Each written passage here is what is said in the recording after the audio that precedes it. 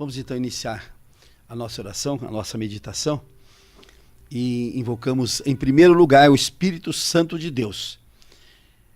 Vamos inclinar nossa fronte, fechar os nossos olhos e buscar a presença do Espírito Santo em nossa vida.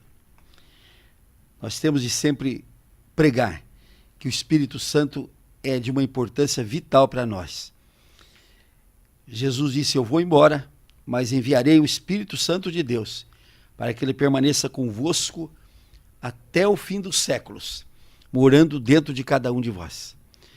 Então o Espírito Santo é aquele que mora dentro de nós, que está dentro de nós, e que morando dentro de nós, ele está pertinho para nos atender, para nos ensinar, para nos motivar, para nos mostrar. Porque o Espírito Santo é espírito de sabedoria, de inteligência, é espírito de entendimento, de luz e de vitória e de sucesso. Que o Espírito Santo esteja dentro de nós, na nossa vida, nos orientando, nos ensinando e nos mostrando o caminho que Deus quer que nós trilhemos. Os que creem digam amém, assim seja. Digam todos comigo: Senhor Jesus, nós declaramos que estamos reunidos aqui agora no teu nome. Vem, pois, Senhor Jesus, permanecer conosco, porque esta foi a tua promessa, que quando duas ou mais pessoas se reunissem no teu nome, tu estarias no meio delas. Nós te agradecemos, Senhor Jesus, no teu santo nome. Vamos fazer uma meditação hoje, começando pelo livro de Juízes, no capítulo 19 e 20, onde a Bíblia narra um fato. E esses fatos que a gente encontra na Bíblia, eles têm projeção para o futuro. Porque é interessante observar que a Bíblia é um livro antiquíssimo, velho, mas ele é tão atual que parece ter sido escrito nos dias de hoje. É um livro assim que traz de forma absoluta e de forma concreta fatos do passado que se projetam hoje, e nós temos de conhecer a Bíblia para saber qual foi o comportamento de Deus naquela época, que será o mesmo comportamento hoje, porque Deus não muda. Os homens se esforçam para mudar a lei de Deus. Os homens se esforçam para dizer que Deus é um Deus antigo, um Deus cujas leis não se podem mais obedecer, que é um Deus que não se modernizou, mas Deus não se moderniza, ele é moderno. Deus é o mesmo ontem, hoje e sempre. Deus tem as suas leis imutáveis que devem ser seguidas. E aqui no livro de Juízes, no capítulo 19, há uma história contada muito interessante. Um levita saiu das terras de Belém de Judá. E lá ele arrumou uma concubina e foi com ela andando em direção a Gibeá. Gibeá era uma cidade que pertencia aos benjaminitas. E ao chegar em Gibeá, ele ficou na praça, porque estava ele, o empregado dele, a concubina e 2 jumentos. Estava ele na praça, já de noite, quando chega um velho e diz a ele: você não fique na praça, porque é muito perigoso você ir sozinho na praça a horas da noite. Tudo que vai te faltar eu vou te dar e você vem para minha casa. E ele levou o casal e mais o empregado para a casa do velho. Lá chegando, os homens da cidade se reuniram e foram em direção à casa do velho e a cercaram e exigiam que o velho lhe entregasse o homem para eles abusarem dele. Interessante que essa história, que a gente pensa que foi só em Sodoma e Gomorra que aconteceu aqui em Gibeá. Porque quando os anjos de Deus chegaram na casa de Ló, em Sodoma, os homens da cidade foram lá na casa de Ló para exigir que Ló lhe entregasse os 2 mancebos que haviam chegado. Ló propôs entregar as filhas, e eles não quiseram as filhas, queriam o homem. Então esse pecado da homossexualidade, esse pecado tão grave, essa abominação tão grave da homossexualidade, é narrado na Bíblia muitas e muitas vezes, e veja o castigo que existe para essa homossexualidade. O velho então disse: olha, eu tenho uma filha virgem, eu vou entregar a minha filha para vocês, e vocês não façam nada com este homem. Aí vocês vão dizer assim: mas não é a mesma coisa estuprar uma filha virgem, violentar uma mulher virgem e violentar um homem? Acontece que é pecado do mesmo jeito, só que a abominação para o homem é maior. A abominação do homem é maior. Por quê?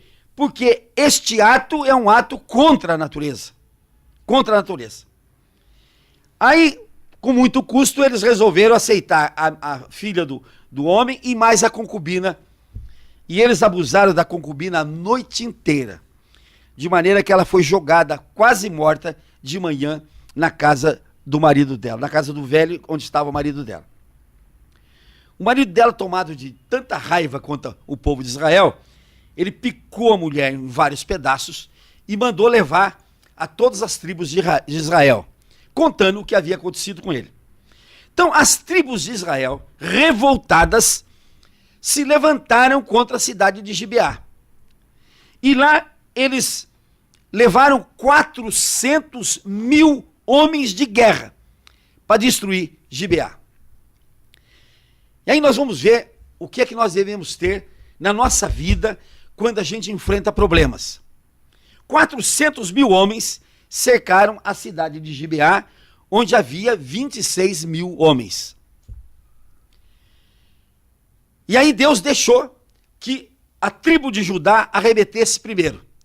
E a tribo de Judá foi toda derrotada e machucada pelos homens de Gibeá. Aí Deus permitiu que outra tribo se levantasse e fosse lá também. Essa outra tribo também foi derrotada pelos 26 mil homens de Gibeá. Eu quero ressaltar bem isso. A gente não conhece os desígnios de Deus, a gente não conhece a obra de Deus, a gente não conhece como Deus trabalha, a gente não conhece como Deus quer realizar na nossa vida.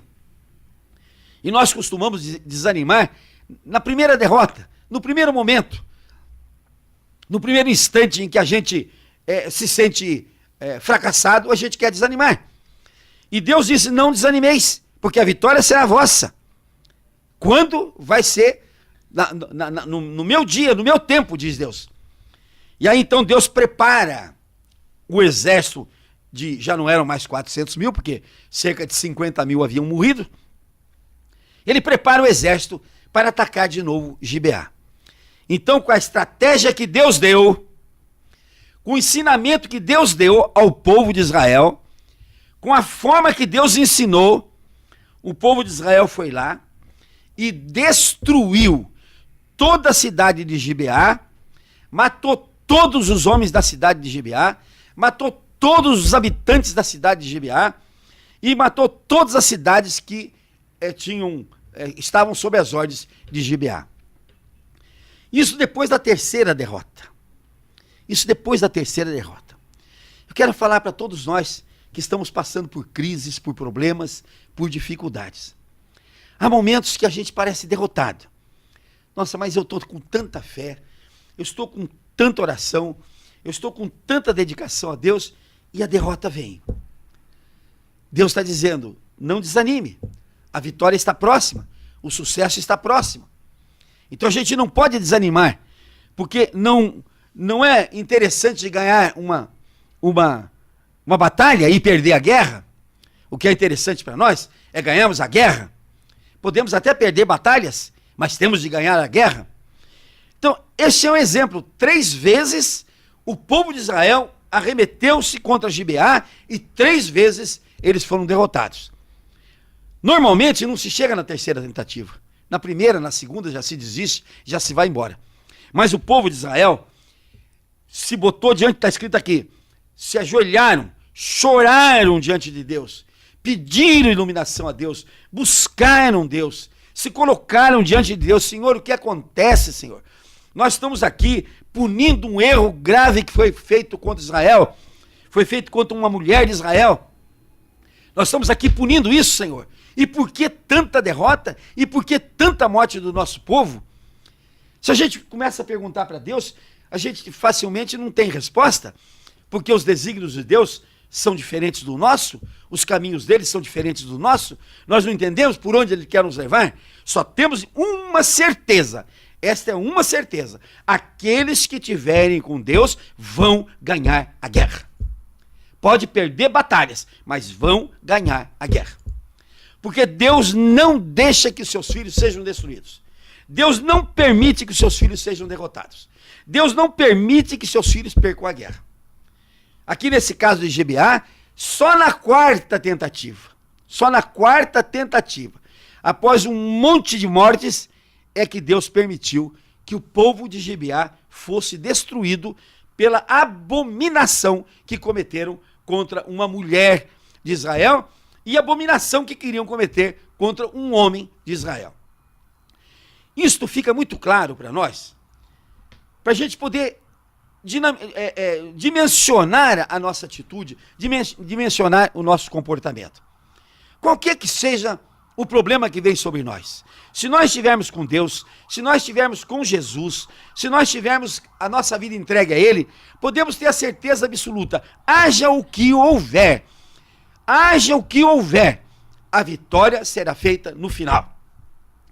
Nós temos um salmo, o Salmo 23, que ele tem na quinta promessa, uma promessa interessante que eu sempre repito, ainda que eu ande pelo vale da sombra da morte, ou seja, ainda que acabaram-se todas as minhas expectativas, acabaram-se todas as minhas esperanças, não temerei mal algum, porque Ele está comigo. Então, se a gente tem esta fé, se a gente tem essa crença, podemos passar pelo que passar, podemos viver o vale da sombra da morte, 1000 pode cair à nossa esquerda, 10.000 à nossa direita, e nós não seremos atingidos. Essa é a fé que nós temos de ter. Salomão, na sua extrema sabedoria, no provérbio 14, no versículo 22, ele tem uma coisa interessante assim: acaso não erram os que maquinam o mal?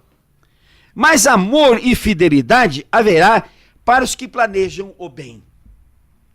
Então está bem escrito aqui na Escritura Sagrada, que todos aqueles que planejam o mal, que querem o mal, que andem no mal, eles vão errar e vão ser derrotados. Porque a vitória não pode ser do mal.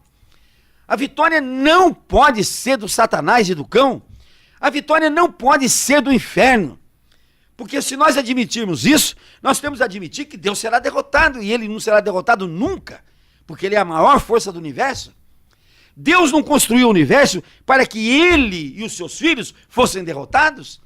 Deus construiu o universo para que Ele e seus filhos fossem vitoriosos e tivessem sucesso. Então aqueles que maquinam o mal, dia mais, dia menos, terão a derrota.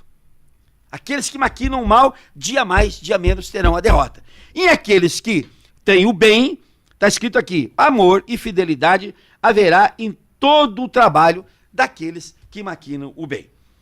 Vamos ver aqui uma passagem mais ou menos semelhante a essa, que Paulo nos diz na Epístola aos Romanos, no capítulo 2, no versículo 4.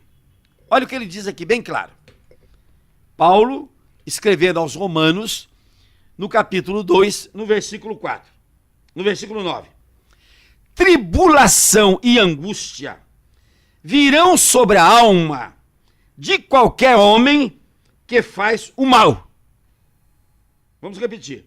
Tribulação e angústia virão sobre a alma de qualquer homem que faz o mal. Mas então, todo aquele que tem tribulação, tem angústia, está fazendo o mal? Mas eu conheço tanta gente que faz caridade, que visita os pobres, que visita os doentes, que visita os encarcerados. Conheço tanta gente que é pronta para atender aos seus irmãos. Conheço tanta gente que é tão boazinha. Aí é que está o grande problema da nossa vida. Deus quer que a gente faça o bem. Mas primeiro, Ele quer que a gente faça o bem para nós próprios. E aí é que está o problema. Tem muita gente procurando fazer o bem para os outros e não procurando fazer o bem para si próprio. E não procurando fazer o bem para si próprio. Mas fazer o bem para si próprio é egoísmo. Fazer o bem para si próprio é vaidade, é soberba. Mas qual é o bem que nós temos de fazer para nós mesmos? Nós já vamos ver já, porque vamos continuar essa meditação aqui. Glória, porém, e honra e paz a todo aquele que pratica o bem. Então, todo aquele que pratica o bem vai ter glória, honra e paz. Todo aquele que pratica o bem vai ter glória, honra e paz. A palavra paz é uma palavra extensa no vocabulário judaico. Ela significa paz, prosperidade, saúde, santificação, beneplácito. Ela significa tudo de bem. A palavra paz, ela contém. Então, glória e paz estarão para aqueles que fazem o bem. E o que é fazer o bem para si próprio? Vamos aqui analisar o que é fazer o bem para si próprio. Primeiro, vamos colocar aqui uma expressão que João Batista, o precursor de Jesus, falou e que João Evangelista registrou. Então, vamos falar que essa frase é João. Vamos brincar. Essa frase é João. Essa já é uma frase de João Batista, registrada no Evangelho de João. Então, são duas autoridades que subscrevem essa frase. É João Batista, o precursor de Jesus, e João Evangelista, o discípulo amado de Jesus. Olha o que ele diz aqui. E João disse: o homem não pode receber coisa alguma se do céu não lhe for dada. Aí é que está o nosso grande erro. Nós vamos buscar do céu o último lugar que nós vamos procurar. O último lugar que nós vamos procurar as coisas é do céu. Porque nós procuramos primeiro com o nosso pai, com a nossa mãe, procuramos com os nossos irmãos, procuramos com os nossos amigos, procuramos com os nossos patrões, procuramos com os nossos empregados, procuramos com o gerente do banco, procuramos com o médico, com o farmacêutico, procuramos com toda sorte de gente. E esquecemos de procurar da onde vem realmente a força de tudo. Olha o que está escrito aqui, vamos voltar a ler. O homem não pode receber coisa alguma, não é algumas coisas, é coisa alguma, se do céu não lhe for dada. Repito, esta é a palavra de João Batista, o precursor de Jesus, e é registrada no Evangelho de João Evangelista, no capítulo 3º, no versículo 27. Ora, se eu não posso receber nada, coisa alguma, se ela não vier do céu para mim, qual tem de ser a minha inteligência? É isso que o Espírito Santo nos dá, é inteligência, para nós sabermos onde buscar, para nós sabermos onde procurar, para nós sabermos de onde vem para nós a bênção. A bênção só pode vir do céu, não vem nenhum bem para nós, mas nenhum bem para nós vem a não ser dos céus. É dele que vem, é dos céus que vem, é de lá que vem o bem para nós. Não adianta procurar em outro lugar, porque do outro lugar não vem, do outro lugar não vem. E quando a gente vai procurar as coisas do céu, então vamos olhar aonde é que nos ensina isto. Vamos para o Evangelho de João, no capítulo 15, no versículo 4. Olha o que está escrito aqui. Permanecei em mim, e eu permanecerei em vós. Como não pode o ramo produzir fruto de si mesmo, se não permanecer na videira, assim nem vós o podeis dar, se não permanecerdes em mim. Ora, Jesus ensina claramente, se as coisas para mim só vêm dos céus, será que eu tenho de chegar na rua e ficar olhando para o céu e dizer, céu, manda para mim isso, manda para mim aquilo, será que eu tenho de fazer isso? Não, não é isso, Jesus está ensinando claramente. Como é que eu vou receber dos céus? Eu vou receber dos céus se eu permanecer em Cristo e Cristo permanecer em mim. É assim que é a lógica. Eu tenho de permanecer em Cristo e Cristo tem de permanecer em mim. Como é que Cristo permanece em mim? Cristo permanece em mim através da sua palavra. Cristo permanece dentro de mim através da palavra dele que eu escuto, da palavra dele que eu sigo, da palavra dele que eu obedeço. Cristo permanece em mim através da sua palavra. E como é que eu permaneço em Cristo? É obedecendo esta palavra. Porque para nós termos uma vida, para recebermos do céu todas as coisas, nós temos de estar ligados àquele que está no céu. Nós temos de estar ligados àquele que veio do céu. Nós temos de estar ligados ao Filho de Deus. Senão nós não vamos receber. Não adianta eu querer me ligar a qualquer outra hipótese que eu não vou chegar aos céus, que eu não vou me ligar com os céus. Nenhuma água flui normalmente se não tiver um cano certinho trazendo da fonte para a torneira. Se o cano não estiver ligado na fonte e na torneira, a água não chega na torneira. Não é uma coisa clara? Se o cano não for ligado na fonte, a água não chega na torneira. Então, para eu receber as águas dos céus, as bênçãos dos céus, eu tenho de estar ligado à fonte dessa água viva. Que Jesus disse, eu sou a fonte de água viva, eu sou a porta que abre para os céus. Então, se eu quero realmente viver uma vida recebendo dos céus tudo aquilo que eu tenho direito, e é só de lá que eu vou receber, é só de lá. Podem os homens se fechar ao meu redor, podem os homens querer me trancar de toda forma e de toda maneira, podem os homens querer me destruir, podem os homens querer me derrotar, mas se eu estiver ligado à fonte dos céus, toda luta dos homens contra mim é vã, é à toa, não vai gerar frutos a favor deles, não vai gerar derrota para mim. Porque tudo que eu precisar, eu só tenho uma fonte para receber, é dos céus.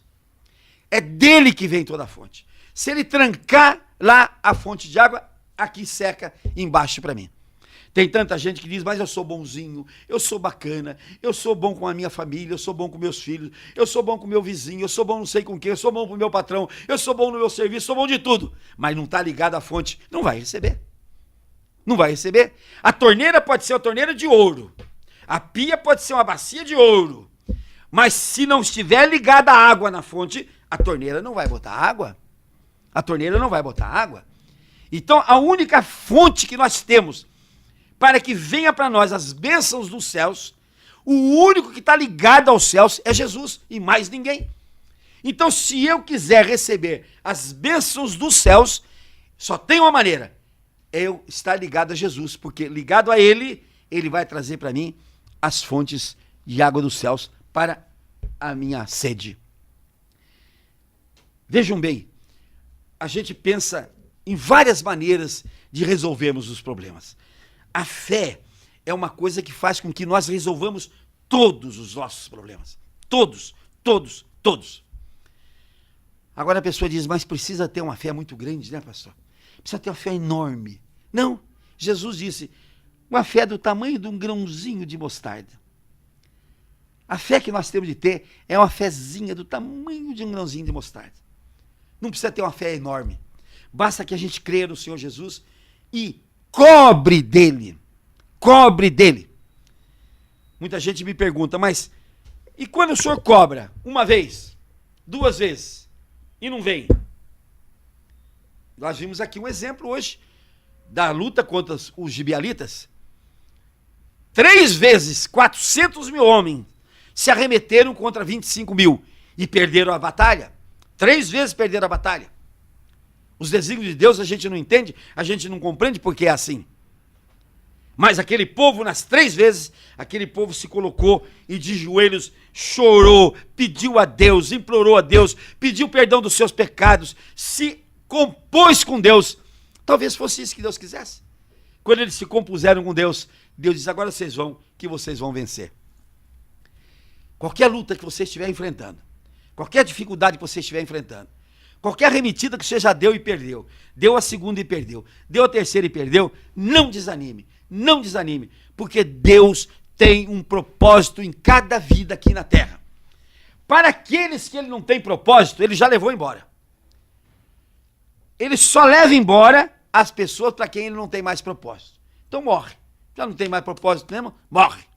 Mas aqueles que estamos vivos aqui na terra, Deus ainda tem um propósito para cada um de nós. E tenho certeza disso.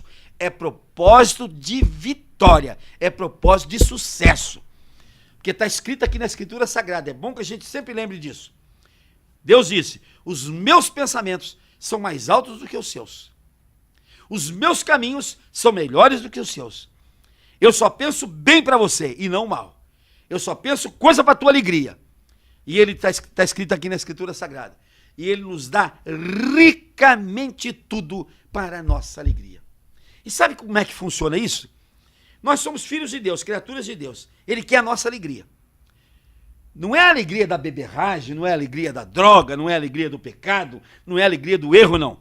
Ele quer a alegria pura, a alegria que vem de Deus. Quando nós nos alegramos, nós gloriamos a Deus.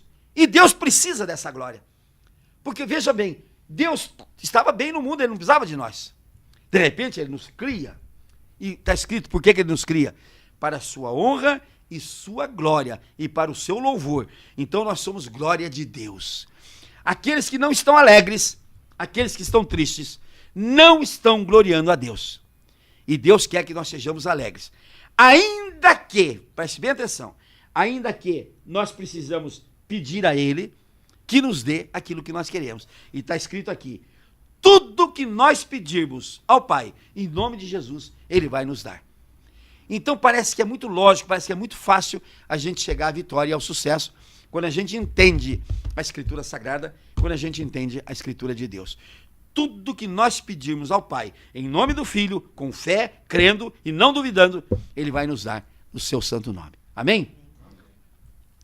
Vamos então fazer o nosso pedido hoje a Deus por intermédio de Jesus. Vamos inclinar nossa cabeça e fazer o nosso pedido de hoje, tendo a certeza de qualquer que seja o nosso pedido, Deus está pronto a nos dar para a nossa alegria.